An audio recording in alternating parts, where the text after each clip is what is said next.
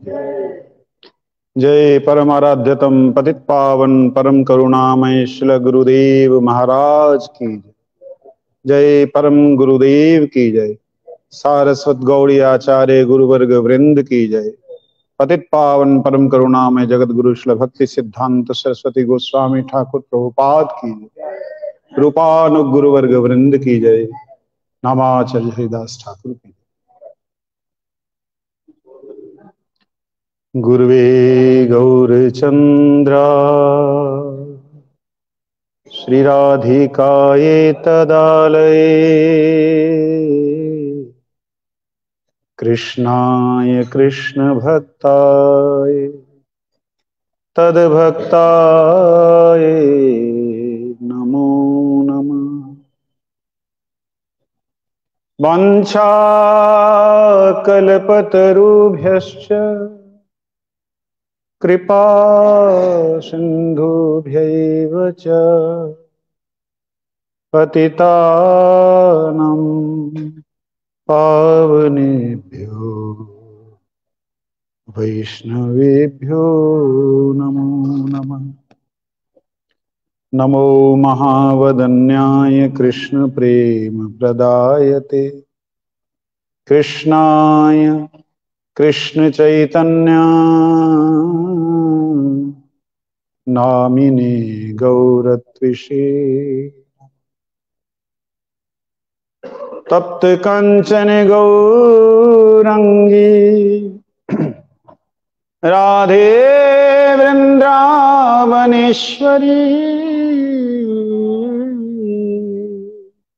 वृषभानुसुते देवी प्रणमामि हरिप्रिये। हे कृष्ण करुणा सिंधु दीनबंधु जगतपते गोपेश गोपिका कांत राधा कांत नमस्ते। वृंदायै तुलसी देव्यै प्रियायै केशवस्य च कृष्ण भक्ति प्रदे देवी सत्यवत्यै नमो नमः। श्री कृष्ण चैतन्य प्रभु नित्यानंद श्री अद्वैत गदाधर शिवासादि गौर भक्तवृंद। हरे कृष्ण कृष्ण कृष्ण हरे हरे हरे राम राम राम हरे हरे।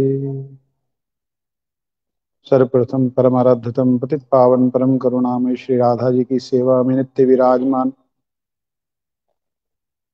मेरे गुरुदेव के श्री चरणों में साष्टांग दंडवत प्रणाम करते हुए उनकी अहेतु की कृपा की प्रार्थना करता हूँ।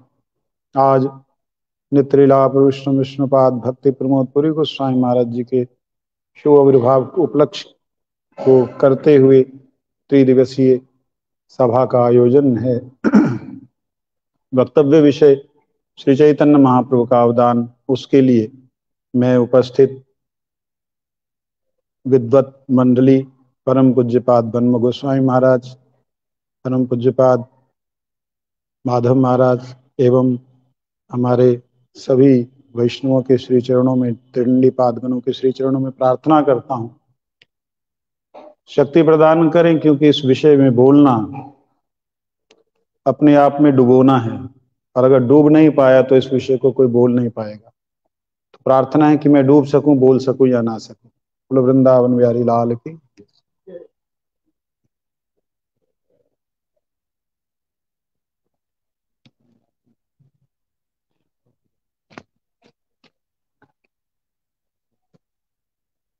श्री चैतन्य महाप्रभु का अवदान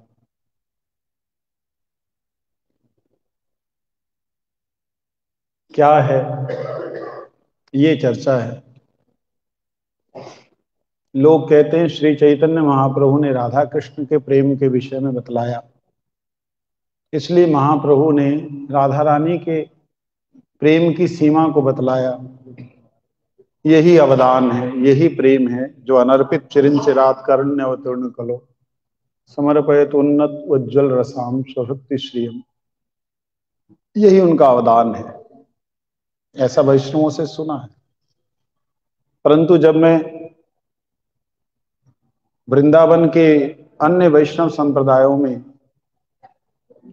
गहराई से उतरा तो मालूम पड़ा राधा कृष्ण की भक्ति श्री चैतन्य महाप्रभु से बहुत पहले श्रीमन निम्बारकाचार्य जी महाराज ने प्रकट की थी।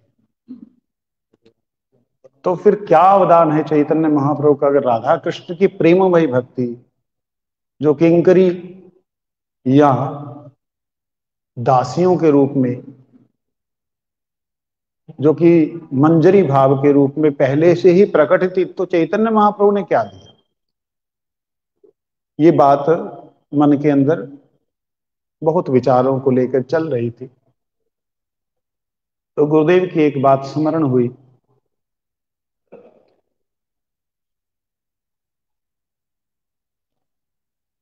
क्या है वो? यदि गौर न हई तो तबे की हई तो के मने धरिता देह राधार महिमा प्रेम रस सीमा जगते जाना। तो जितने भी आचार्य हुए हैं उन्होंने राधा कृष्ण जो एक तत्व है इस सिद्धांत को ही माना है। क्योंकि सूर्य और सूरज का जो लपटे हैं, सूरज की जो लपटे जानते हैं আপনারা বুঝতে পারছেন আমি যে হিন্দি বলছি? না বুঝতে পারলেও বুঝতে পারবেন। लपटे जो ज्योति হয়, একটা प्रकाश হয় আর একটা যে ज्योति হয়, जो ज्योति स्वरूप है वो सूर्य के अंग से प्रकट हुई, सूर्य के अंग में ही विराजमान है। वो ज्योति स्वरूप गोपियां और ज्योति को प्रकट करने वाली वो ऊर्जा जिसका हम व्रत कर रहे हैं, ऊर्जा व्रत, वो श्री राधा रानी, उनको अलग कैसे देख सकते हैं, वो अलग कैसे हो सकती है, कि किसी भी आचार्य ने चैतन्य महाप्रभु से पहले प्रकाशित नहीं किया। वो कहते हो ही नहीं सकता। यहां तक कि कहीं कहीं ऐसा वर्णन है अन्य वैष्णव आचार्यों के विषय में, वो कहते जो राधा कृष्ण के मिलन में किसी तीसरे आदमी को लेके आता है वो नारकी है, नारकीय है। इस प्रकार से चर्चा, बहुत सारी चर्चाओं को सुनते सुनते मैं जानना चाहूंगा, घड़ी मेरे पास दे दो बेटा, क्योंकि वक्ता बहुत हैं, 6 बजने को 8 मिनट हैं। मैं कितने मिनट बोल सकता हूं उतने मिनट में अपने विषय को मैं कंक्लूज कर दूंगा। महाराज श्री कितने मिनट? 10 minute, 5 minute?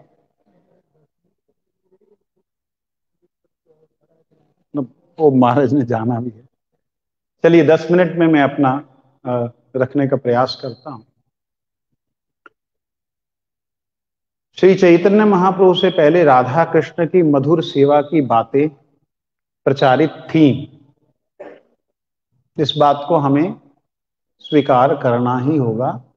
प्राचीन इतिहास के अनुसार, महाप्रभु से पहले के अनुसार, जो कि बिल्व मंगल इत्यादि, जो कि जय गीत गोविंद लिखने वाले जयदेव इत्यादि के द्वारा जो ये प्रचलित थी सेवा, उसमें विशेषता क्या चैतन्य महाप्रभु ने दिखला दी, उस बात को हम थोड़ा सा प्रकाश करें।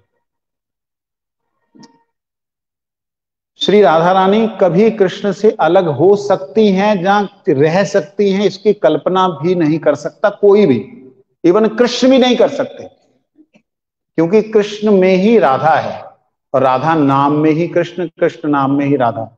शायद इसकी चर्चा आप लोगों ने कभी की है या नहीं की, मुझे मालूम नहीं।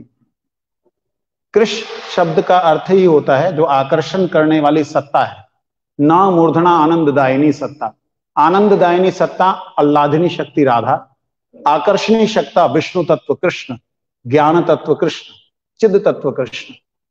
जो चिद तत्व आकर्षण करता है परंतु आनंद, अणमूर्धना आनंददायिनी सत्ता, वो राधा। ऐसे ही राधा में रामयति, जो रमण करने वाला, धा धारयति, जो राम रमण करने वाले को धारण करे, वो राधा। इस प्रकार से दोनों में ही राधा और कृष्ण, कृष्ण और राधा है, नाम में भी है। उन दोनों तत्वों को, उन दोनों वस्तुओं को, या उन दोनों जो दो शब्द हम कह रहे हैं, दोनों को एक ही देखना होगा। दो देखने से विरोधाभास हो जाता है। इस बात के लिए किसी भी आचार्य ने कि भविष्य में क्या होगा, कलयुगी लोग क्या करेंगे क्या नहीं करेंगे, इसलिए कई ग्रंथों की बातों को उन्होंने बोला नहीं। मैंने गर्ग संहिता में देखा, ब्रह्म वैवर्त पुराण में देखा और पाया कि वहां वर्णन है कि राधा रानी को कृष्ण ने निवेदन किया कि मैं चाहता हूं जो ये सप्त कल्पों से अभिमन्यु ऋषि, उपमन्यु या अभिमन्यु जो भी नाम सुनने में आता है, कोई उपमन्यु कहता है कोई अभिमन्यु कहता है। अभिमन्यु ऋषि सप्त कल्पों से ब्रह्मा जी के दिवस में अर्ध दिवस पर्यंत उन्होंने केवल एक ही साधना की है, जब भी जन्म हो आराधना विष्णु की, प्राप्ति लक्ष्मी की। आराधना विष्णु की, प्राप्ति लक्ष्मी। अरे लक्ष्मी तो सबको मिली हुई है, लेकिन नहीं, लक्ष्मी मिले मेरे अधीन, जैसे विष्णु की सेवा करती है ऐसे मेरी सेवा करती हो। भगवान विष्णु कहते भैया ये तो हो ना सके, तो सप्त मनवंतर तक भगवान विष्णु माने नहीं। इसके बीच में समय आ गया भगवान श्री कृष्ण के आने का, जो कि वायदा किया था ब्रह्मा जी को। ब्रह्मा जी को क्या बोलते हैं उसको, वायदा, वायदा प्रॉमिस अंग्रेजी है। उन्होंने वचन दिया था कि मेरे जो अधिष्ठात्री देव हैं, भगवान विष्णु ने कहा था वैकुंठ से भी जो परे तत्व है उनका तुम्हें एक बार दर्शन होगा। तो ब्रह्मा जी को वो आशा थी, इसलिए ब्रह्मा जी ने वर दे रखा था अघासुर को कि तुम्हें, उसने वर मांगा था मेरे को त्रिदेव ना मार सके, उन्हें त्रिदेव ना मार सके ऐसा वर दे रखा था। और त्रिदेव में विष्णु भी आते हैं। ब्रह्मा जी ने केवल कुछ ही दिन पहले, कुछ मिनट पहले देवकी की स्तुति की थी गर्भ में, और वही देवकी की 5 मिनट पहले स्तुति करने के बाद 5 मिनट में ब्रह्मा जी विमोहित हो गए। ऐसा समझ में नहीं आता, दिमाग घूम जाता है, ऐसे कैसे हो सकता है। 5 मिनट पहले ब्रह्मा जी के लिए तो 5 मिनट भी नहीं है, 5 साल उनके लिए क्या है। देवताओं के लिए 5 साल मतलब 5 दिन, हमारे 5 वर्ष, देवताओं के 5 दिन। ब्रह्मा जी के लिए 5 मिनट का काम है, 5 मिनट में भूल गए। हम तो कभी ना भूले, ब्रह्मा जी कैसे भूले नहीं। गुरुदेव कहते हैं इस बात को, गुरु कहते अपराध नहीं करना, ब्रह्मा जी जगत गुरु हैं, वो देखना चाहते वही कृष्ण आया है जहां विष्णु अवतार है। क्योंकि वो उन्होंने बोला था कि तुमको दिन में एक दिन में दर्शन दूंगा, तो दिन का मध्याह्न काल तो हो गया। 14 मनुओं का राज्य है, 14 मनुओं के दिवस के अंदर में 28वां चतुर्युग 7वां मंत्र का चल रहा है, तो मध्यस्थ स्थान तो है, इसमें आना चाहिए। तो वो परीक्षा करने के लिए किया, परीक्षा कि वो कृष्ण तो नहीं है, तो उन कृष्ण की परीक्षा करने के लिए आए। इस समय मैं बतला रहा हूं कि समय वो था कि भगवान कृष्ण के आने का। तब भगवान कृष्ण ने श्री राधा जी से प्रार्थना की, ये मेरा अनुभव है। यहां पे अगर कोई कहे शास्त्र प्रमाण तो मैं यहां नहीं दे पाऊंगा, लेकिन इससे पहले जरूर दे दिया, इसके बाद भी दे दूंगा। वहां पर श्री कृष्ण ने कहा कि हे राधे, भगवान विष्णु भी अपने जो आश्रित हैं उनके वर को नहीं दे पा रहे हैं। ऐसी क्या बात है प्रभु, आप सर्वशक्तिमान हैं, आप कर दीजिए, विष्णु तत्व तो आपसे हुआ, आप दे दीजिए। कहते मैं तो देना चाहता हूं, लेकिन बिना आपकी कृपा के नहीं होगा। मैं तैयार हूं, आप बोलिए, मैं आपकी इच्छा शक्ति हूं, इच्छा शक्ति हो तो ठीक है। उसने मांगा है कि लक्ष्मी उसे प्राप्त हो जाए। कहते मैं अभी दे देती हूं, अपने अंग से लक्ष्मी प्रकट, कोटि लक्ष्मी संभूता, जहां से संभूत होती है वो राधा, सा राधा। तो मैं कहते नहीं, तत्व के साथ में मतलब वस्तु के साथ, ऐसे कैसे हो सकता है। कहते एक लीला करते हैं। क्या लीला करते हैं कि आप तो मेरे भीतर हो, मैं आपके भीतर हूं, लेकिन इस मिलन में कोई पर्दा नहीं है, कोई दूरी नहीं है, कोई आकर्षण ऐसा नहीं है कि हाय अब मिलेंगे तो क्या होगा। माया को पूर्ण शक्ति देते, योग माया को, हम एक दूसरे से मिलने में थोड़ा सा लुका छुपी खेलेंगे। ये कैसा खेल होता है, क्योंकि वहां तो वर्तमान काल है, वहां तो मिलेंगे ऐसा है ही नहीं, वहां कल आए थे ऐसा है ही नहीं। ये क्या होता है, कहते ये आनंद तभी आएगा जब तुम धरती पे जाओ। धरती पे ना मैं जा रही, तो भगवान ने श्री गिरिराज जी को धरती पे भेजा सबसे पहले। जैसे गिरिराज को बोला वहां अदृश्य हुए गिरिराज, तो राधा रानी कहती ये कहां गए? कहते देखो गए। वहां से नीचे उतरने में जो वर्ष लगे हैं ना, उसमें 2 युग बीत गए, त्रेता और द्वापर। बोलो वृंदावन, 2 युग बीत गए। इतने में महाराज आप बात को मेरी समझ नहीं रहे होंगे, यहां से चंद्रयान पहुंचा तो 6 महीने में पहुंचे, ये पास में बैठा दिखाई देने वाला। गोलोक की तो बात ही अलग है, वहां इच्छा करने से भगवान कहीं भी प्रकट हो सकते हैं, ठीक है, परंतु इस जगत में काल है, उस जगत का काल नहीं है, तो वो समय लगा जो हो। तो भगवान जब प्रकट हुए तब लोगों ने प्रश्न किया ये बंगाली कहां से आ गया? घोष, ये बंगाली के साथ कैसे शादी कर दी? घोष। क्योंकि मैं कई बातें ऑनलाइन नहीं कह सकता हूं, मेरे को लोग जो सुनने वाले हैं बड़े नवीन हैं, नए हैं, लेकिन कई बार मैं आपसे कह रहा हूं, ऑनलाइन कह रहा हूं, कई बार आप अपनी पत्नी को भी क्या कहते हो? जा मम्मी से माफी मांग, इधर इधर इधर बोल मम्मा मम्मा। अपनी पत्नी को पकड़ के अपने बच्चे को ले जाके क्या बोलते? मम्मा मम्मा बोल, मम्मा मम्मा सॉरी सॉरी। आप अपनी पत्नी को मम्मा बोल करके सॉरी बोल रहे हो, ये क्या नाटक नहीं? क्या मम्मा है तुम्हारी? क्या सॉरी बोल रहे उचित है? नहीं। इसी प्रकार से श्री राधा रानी को ठाकुर जी ने, ये जो बीच में बंगाली कहां से आ गया, जो लोग बोलते हैं ये गलत बोलते हैं। गुर्जर जाति शब्द हमारे यहाँ पे चलती भाषा में बोलते हैं, लेकिन वैश्य जाति, विशेष रूप से गोप जाति में उपमन्यु गोप या अभिमन्यु जो भी नाम हो, ब्रह्मवैवर्त पुराण में आयन नहीं रायन सेन नाम आया। चंद्रसेन के वंश में, उनके दूर के रिश्ते में, उग्रसेन के वंश में, चंद्रसेन उनके वंश में है, और वो आसाम प्रदेश से थे। वहां से वो जब यहां आए, वृषभानु नंदिनी के प्राकट्य के बाद में कुछ वर्षों बाद नंदनंदन प्रकट हुए बोल करके देखने के लिए आए, मिलने के लिए आए, तब उस वक्त उनका पुत्र, पत्नी और बेटी, पत्नी जो है पुत्र के बिल्कुल प्राण है पुत्र उसका, और बेटी जो है मां को नहीं छोड़ सकती। इन्होंने कहा कि भी हम जो है ये लाली के साथ ही इसके शादी करें। कहते ये तो हो ही नहीं सकता, क्योंकि वृषभानु महाराज ने गर्ग संहिता के अनुसार नंद महाराज के यहां पर अपनी बेटी की विवाह के लिए सौगात भेज दी थी। वर्णन है सब, देखो शास्त्रों को हम ये नहीं मानेंगे, वो सब मानो, मानोगे तब पता लगेगा रहस्य क्या है, नहीं तो सब गड़बड़ा जाएगा, है ना। वो भेजा, लेकिन आपको ध्यान होना चाहिए उसमें वो स्वीकार नहीं किया, क्योंकि नंद महाराज के इतना धन नहीं है ऐसा दिखलाया गया गर्ग संहिता में, तो वो बात आधी रह गई।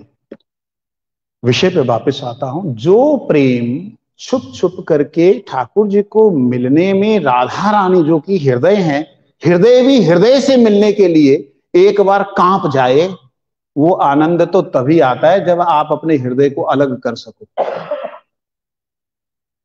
आप कर नहीं सकते, इसलिए वो आनंद का आप और हम अनुभव कर नहीं सकते, संसार में कोई नहीं कर सकता। तो श्री कृष्ण, मैं बीच में बिल्कुल सारी लीलाओं को खत्म करते हुए, क्योंकि मेरा समय हो गया है, 1 मिनट में ऊपर चला गया हूं, सारी सीमाओं को खत्म करते हुए यहां पे आता हूं कि राधा रानी कृष्ण एक तत्व है, एक तत्व होते हुए भी मानो चंद्र से पृथ्वी सूरज की किरणों को लेना चाहते हुए, सूरज तो दिखाई नहीं देता, लेकिन चंद्र जो है वो सूरज की तरह रात को प्रकाश करने का जो भाव देता है, वो दिव्य भाव है तो सूरज का ही, लेकिन कहां से आ रहा है? चंद्र से होके आ रहा है तो राधा रानी कृष्ण की ही, लेकिन कहां पे उनको जो है मिलन के लिए, जो है प्रकाश फैलाने के लिए, जो है प्रेम प्रकाश करने के लिए, उन्हें जो है वो एक उपमन्यु गोप के यहां से, सेन के यहां से उन्हें आना पड़ता है। और नित्य प्रति हम लोग श्रवण करते हैं कि वो जाकर के सेवा करती हैं। तो इसलिए जो अवदान है वो अवदान है राधा कृष्ण के उस परम प्रेम, पर किया शब्द का अर्थ परम पूज्यपाद नारायण गोस्वामी महाराज ने एक बार किया था। पर किया कहते परमेश्वर की जो हैं वो पर किया। पर किया मतलब दूसरे की नहीं, एक बार उन्होंने ऐसा अर्थ किया था। तो भाग्य से उस क्रम में मैं मथुरा में गया हुआ था। तो जो परमेश्वर की हैं, तो परमेश्वर की सारी शक्तियां ही परमेश्वर की हैं, उनकी जो हैं लेकिन रहती कहीं और हैं, वो है पर किया। कुल वृंदावन बिहारी लाल की जय। इस प्रेम को जो चैतन्य महाप्रभु ने दिया, सभी आचार्य डर गए थे इस प्रेम के बारे में बोलने के लिए, इस प्रेम को बतलाने के लिए सभी आचार्यों के अंदर भय था। नहीं, ये अगर बोलेंगे तो क्या होगा, राधा कृष्ण में भेद हो जाएगा, ऐसा भय जो था उसको महाप्रभु ने उस बांध को तोड़ करके उसमें सबको डुबोया। ये मैं ऐसा सोचता हूं, इसके लिए महाप्रभु ने 8 श्लोकों को बोला। वो सारे के सारे 8 श्लोक आधार जो है उस परम प्रेम पार किया भाव को, शुद्ध उन्नत उज्जवल रस को प्रदान करने के लिए आए। शायद मेरे मत से यही अवदान है।